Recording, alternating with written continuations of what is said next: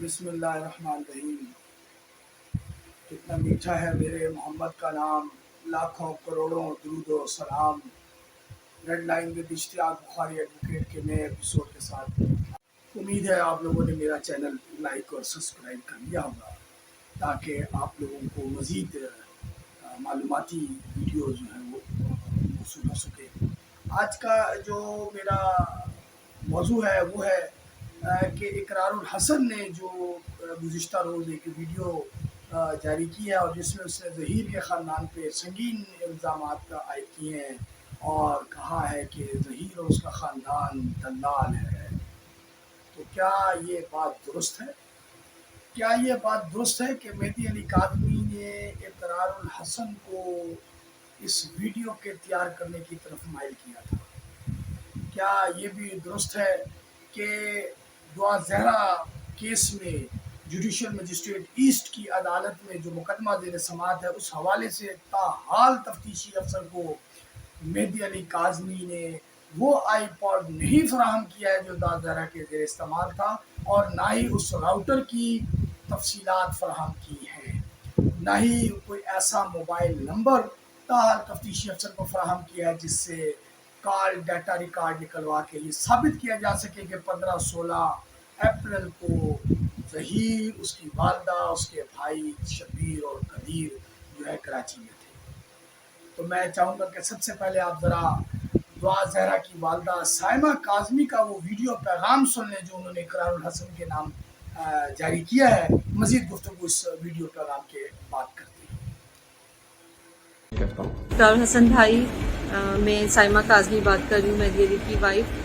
میں آپ سے ایک مدد چاہتی ہوں۔ میں چاہتی ہوں کہ آپ میرے لیے، میں آپ کو اپنا بھائی کہتی ہوں اور میں ایک بہن ہونے کے ناطے آپ سے اب مدد چاہتی ہوں کہ آپ اللہ اور اس کے رسول کے واسطے، میں چاہتی ہوں یہ لوگ جنہوں نے میری بیٹی کو کڈنیپ کیا ہے، اور آپ کو پتہ ہے کہ یہ لوگ کتنے خطرناک ہیں، یہ لوگ ٹھیک نہیں ہیں، اور میری بیٹی کو کس حال میں رکھا ہے، اس کو اتنا کمزور کر دیا ہے ان لوگوں نے۔ ہم بہت پریشان ہیں، یقین کریں کہ میں آپ کو بتا نہیں سکتی ہوں۔ لوگوں کے گھروں میں عید ہے، ہمارے گھر میں عید نہیں، ہمارے گھر میں قیامت ہے، اور میری بیٹی سے یہ لوگ غلط بیان دلوا رہے ہیں۔ اتنی چھوٹی بچی ہے اور اس کو غلط بیان دلوا رہے ہیں باپ کی طرف سے۔ تو میں وہ بیٹی جو اپنے باپ کے سینے پہ سر رکھ کے سوتی ہو، ماں سے کئی گنا زیادہ اپنے باپ سے پیار کرتی ہو، تو وہ بیٹی اپنے باپ کے لیے ایسا تو نہیں بول سکتی۔ تو میں اس کے ذہن سے کھیل رہے ہیں، دماغی توازن اس کا خراب کر رہے ہیں۔ تو میں چاہتی ہوں کہ آپ نا میری بیٹی کو جا کے چیک کریں کس حال میں رکھا ہوا ہے اس کو۔ تو جناب یہ صورتحال ہے۔ جی ناظرین، تو آپ نے سنا کہ سائمہ کاظمی نے اقرار الحسن کو اس بات پہ قائل کیا کہ وہ دعا زہرا کی ملاقات یا دعا زہرا کے حوالے سے اس کیس میں اس کی مدد کرے، لیکن کتنی بدنصیبی کی بات ہے کہ اقرار الحسن نے ویڈیو جب بنائی تو اس کے آغاز میں کہا کہ آج وہ بڑے بڑے انکشافات کریں گے کہ ظہیر اور اس کے خاندان نے کیا کیا کیا ہے اور کس طرح اغوا کیا ہے اور کس طرح انہوں نے اس کو جسم فروشی کے لیے کیا ہے، اور ویڈیو کے اختتام پہ انہوں نے کہا کہ انشاءاللہ میں آئندہ آنے والی ویڈیوز میں اس ایک ایک کردار کو بے نقاب کروں گا۔ افسوس اور لعنت ہے ایسے لوگوں پر جو سوشل میڈیا پہ بیٹھ کے لوگوں کی پگڑیاں اچھالیں۔ میرا نہ ظہیر سے کوئی تعلق ہے، نہ واسطہ ہے، نہ میں اس کو جانتا ہوں، نہ میرا اس سے کوئی ایسا کبھی رابطہ رہا ہے کہ جس سے میں کہہ سکوں کہ میں ظہیر کو جانتا ہوں، لیکن اس نے ایک شادی کی ہے، جرم نہیں کیا، اس لیے میں اس کا ساتھ دے رہا ہوں۔ کیا شادی کرنا جرم ہے؟ کم عمر لڑکی سے شادی کرنا بھی کیا جرم ہے؟ نہیں جرم ہے۔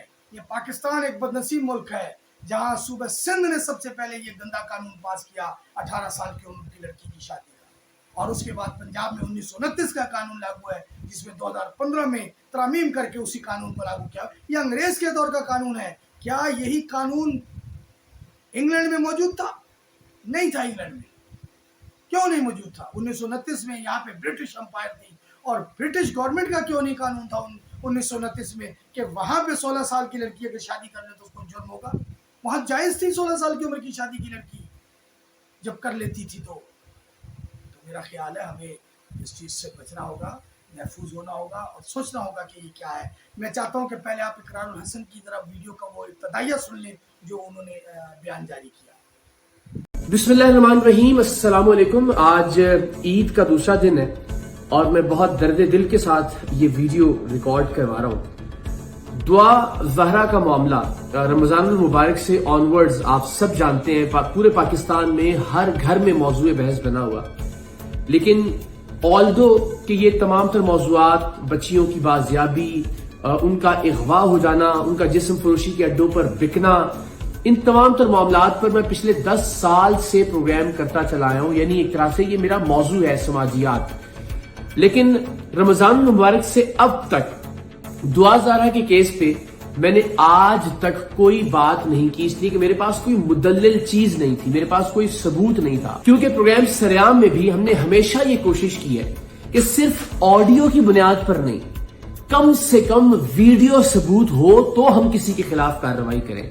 اسی لیے دعا زہرا کے معاملے پر میں خاموش رہا، چونکہ ظاہر ہے مجھے حقیقی سٹوری کا علم نہیں تھا، میرے پاس کوئی ثبوت نہیں تھا کہ جس کی بنیاد پر میں بات کرتا. اور ایک ایسا حساس موضوع تھا کہ جس پر بغیر ثبوت کے لب کشائی کرنا، کسی ایک کو غلط قرار دینا، دعا زہرا کے والدین کو غلط کہنا، یا پھر وہ جو ظہیر صاحب ہیں ان کے یا ان کی فیملی کو غلط قرار دینا، یہ نامناسب ہوتا کہ جب تک میرا کوئی پرسنل فرسٹ ہینڈ ایکسپیرینس نہ ہوتا یا میرے پاس کوئی ثبوت نہ ہوتا. لیکن آج میں آپ کو بتانے جا رہا ہوں اتنے عرصے کی خاموشی کے بعد کہ دعا زہرا والے معاملے پر ایک بہت بڑا سوالیہ نشان ہے. اور میری اب تک کی تحقیق کے مطابق یہ معاملہ اتنا سیدھا نہیں ہے جتنا کہ دکھائی دے رہا ہے. جیسا کہ پاکستان کی اکثریت سمجھتی ہے معاملہ ویسا ہی ہے. بدقسمتی سے میری تحقیقات کے مطابق دعا زہرا کو اغوا کیا گیا ہے. میری تحقیقات کے مطابق دعا زہرا ایک گینگ کے پاس موجود ہے. اور میری تحقیقات کے مطابق چونکہ یہ معاملہ اتنا اچھل گیا، ماں باپ نے یہ ہمت کی کہ وہ ٹیلی ویژن پر آئیں اور ٹیلی ویژن پر آ کر اپنی بچی کے اغوا کی یا اپنی بچی کے گھر سے چلے جانے کی خبر کو ہمت اور حوصلے کے ساتھ دنیا سے شیئر کریں. شاید یہی وجہ تھی کہ اب تک دعا زہرا جسم فروشی کے کسی اڈے پر بکی نہیں اور مجبوراً اسے اب ایک گھریلو بیوی بنا کر فی الحال رکھنا پڑا ہے. لیکن مستقبل اب بھی مجھے لگتا ہے کہ دعا زہرا کا تاریخ ہے. تو آپ نے سنا کہ انہوں نے کیا کہا ہے، بہت افسوس کا مقام ہے. میرے چند سوالات ہیں کہ کیا ظہیر اور اس کی فیملی، اس کے مرحوم والد، والدہ، اس کے دونوں بھائیوں پر کیا کبھی کوئی FIR درج ہوئی ہے جسم فروشی کی، لڑکیوں کو بیچنے کی، اغوا کرنے کی، یا کسی بھی حوالے سے کوئی آج تک ان کے اوپر کوئی FIR ہے؟ کیا ان کے اوپر کسی قسم کا کوئی ایسا مقدمہ بھی زیر التوا ہے؟ کیا آج تک مہدی علی کاظمی اور وہ تمام نام نہاد یوٹیوبرز جو مسلسل ظہیر کے خلاف لگیں گے، وہ گینگ ہے اغوا کی، کیا انہوں نے تو آج تک ایسی FIR، کوئی ایسے مقدمے کا حوالہ، کوئی ایسی چیز منظر عام پر لائے ہیں؟ نہیں لائے ہیں. لیکن افسوس اور بدنصیبی کا مقام ہے. میں یہاں آپ سے کچھ چیزیں شیئر کرنا چاہتا ہوں کہ سب سے پہلے مہدی علی کاظمی نے اس مقدمے کو شیعہ سنی مقدمہ بنانے کی کوشش کی، اور انہوں نے اس بات کا پرچار کیا کہ انہوں نے ایک سنی مسجد میں جا کے مولوی سے بچی کی گمشدگی کا اعلان کرنے کو کہا، جو اس مولوی نے نہیں کیا کہ تم تو شیعہ نہیں کریں گے. کتنی گندی اور غلط اور غلیظ سوچ تھی کہ اس کو شیعہ سنی بنانے کی کوشش کی گئی. اور اس میں افسوس کہ JDC بھی شامل ہو گئی، اور اس میں متعدد قابل احترام اہل تشیع کے علماء بھی جو ہے اس پروپیگنڈے کا حصہ ہو گئے. جب یہ ناکام ہو گیا تو اس کے بعد اس کو گینگ کا روپ دے دیا گیا، اور متعدد یوٹیوبرز اس پیچھے لگ گئے کہ یہ بہت بڑا گینگ ہے اور یہ اغوا کرتے ہیں اور اغوا کر کے یہ ملک سے باہر بھیج دیتے ہیں اور یہ کر دیتے ہیں وغیرہ وغیرہ وغیرہ. جب یہ بھی اسکیم ناکام ہو گئی تو اب یہ اقرار الحسن اور ناصر جبران جو دونوں ایک NGO سے تعلق رکھتے ہیں، اقرار الحسن بھی ایک NGOs کا پروموٹڈ شخص ہے اور ناصر جبران کی بھی NGO ہے، اور شہلا رضا جو چلاتی ہی NGO ہے اور جن کا کام اس سندھ میں، ان سب نے مل کے اس معاملے کو NGOs کے ہاتھ میں دے دیا اور دھڑا دھڑ یہ معاملہ جو ہے وہ چلنا شروع ہو گیا. تو اس معاملے میں چاہوں گا کہ ذرا آپ اقرار الحسن کی ویڈیو کا اینڈ بھی سن لیں کہ وہ کیا کہتے ہیں. بیچ دیا جاتا ہے تو اتنا راز میں رکھا جا رہا ہے ظہیر، اس کی فیملی، اس کے کام اور سب چیزوں کو. اب تک ساری باتیں ویسے بھی غلط ثابت ہوئی، آپ نے دیکھا سوشل میڈیا کے اوپر. لیکن انشاءاللہ العزیز اب آگے چل کر ہم ایک ایک کردار کو ثبوت کے ساتھ بے نقاب کریں گے. تو اب تک کی فائنڈنگز تھیں اور یہ میں نے خدا تعالیٰ کی ذات کو گواہ بنا کر آپ کی خدمت میں پیش کر دی. اور انشاءاللہ العزیز اب آگے والی ویڈیوز میں آپ ملاحظہ کیجیے گا انشاءاللہ اس بچی کو اغوا کرنے والے، اس میں کوئی دوسرا لفظ استعمال نہیں کیا جا سکتا. یہ اغوا ضروری نہیں ہوتے کہ آپ کسی کو زبردستی اٹھا کے گاڑی میں ڈال لیں اور اس کو لے کر آ جائیں. اگر اس طرح سے اغوا کیا جاتا ہے، اور جیسا کہ میں نے عرض کیا کہ تاریخ ہے کہ بچیاں اسی طرح سے جسم فروشی کے اڈوں تک پہنچتی ہیں، اور الحمدللہ جی ناظرین، تو آپ نے سنا کہ پوری ویڈیو کے بعد میں انہوں نے کہا کہ میں آئندہ یہ بیان کروں گا. تو جب بھائی آپ نے آئندہ ثبوت دینے تھے تو آج آپ نے ظہیر کو کیوں کہا کہ وہ جسم فروش ہے؟ آپ نے کیوں کہا کہ وہ اغوا کرنے والا ہے؟ آپ نے کیوں اس کو بدبخت کہا؟ آپ کو پہلے آج ثبوت دینے چاہیے تھے اور پھر یہ الفاظ استعمال کرنے چاہیے تھے. آپ نے بنا ثبوت یہ الفاظ استعمال کیے. میرا آپ سے اس بات پہ شدید اعتراض ہے. میرے سوالات ہیں، کیا مہدی علی کاظمی جس نے سوشل میڈیا پہ اس کیس کو لڑا ہے، کیا عدالت میں اس نے اس طرح سے اس کیس کو لڑا؟ یہ جو مبینہ طور پہ کہا جا رہا ہے کہ مہدی علی کاظمی اس کیس کے ذریعے لاکھوں کروڑوں روپے جمع کیے، اور ایک موقع پر سائمہ کاظمی نے عوام سے اپیل بھی کی تھی کہ ہمارے نام پہ جو اکاؤنٹس بنے ہوئے یا چندہ مانگ رہے، ہمارا ان سے تعلق نہیں ہے. کیا انہوں نے ان اکاؤنٹس کو بے نقاب کیا؟ کیا ان لوگوں کو بے نقاب کیا؟ کیا مہدی علی کاظمی نے اس مقدمے کے ذریعے، کیا کوئی بھی وکیل جو کیا ہے اس کو کتنی مالیت، کتنی فیس ادا کی ہے، کیا انہوں نے ابھی تک یہ قوم کو بتانا گوارا کیا ہے؟ نہیں کیا. مہدی علی کاظمی نے اس مقدمے پر ابھی تک جو ڈونیشنز اپنے بھائیوں اور رشتہ داروں اور عزیزوں سے لیے، کیا اس کا انہوں نے اعلان کیا ہے؟ نہیں کیا ہے. کیا مہدی علی کاظمی نے یہ بتایا کہ ان کو یہ اطلاع کس نے دی کہ ظہیر جو ہے وہ گینگ ہے اور ظہیر لڑکیاں اغوا کرتا ہے اور یہ کام کرتا ہے؟ آج تک نہیں پتا. کیا مہدی علی کاظمی عدالت میں اس کیس کو لڑنے کے لیے وہ تمام ثبوت اور شواہد تفتیشی افسر کو فراہم کیے جو ان کی ذمہ داری تھی؟ نہیں کی. تو کیا صرف یہ کہہ دینا کہ دعا زہرا 16 سال سے کم عمر اس لیے اغوا ہو گئی ہے اور اس کی کوئی مرضی و منشا نہیں ہے؟ تو سوالات بہت ہیں.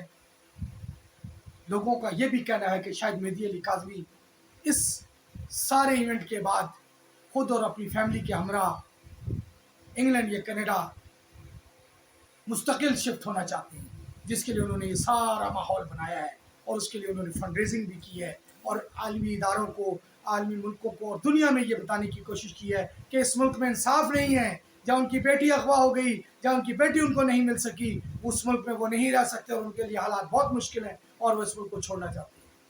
بہت سارے سوالات ہیں. امید ہے ہمیں اس معاملے کو یوٹیوبرز کے حوالے کرنے کی بجائے، میرے اور اقرار الحسن جیسے لوگوں کے اس پر رائے زنی کرنے کی بجائے، یہ معاملہ عدالت پہ چھوڑ دیا جائے اور تمام فریقین انتہائی دل جمی کے ساتھ عدالت میں اس کیس کو لڑیں اور ثابت کریں کہ کون ملزم ہے، کون ملزم نہیں ہے، کون درست ہے اور کون غلط ہے.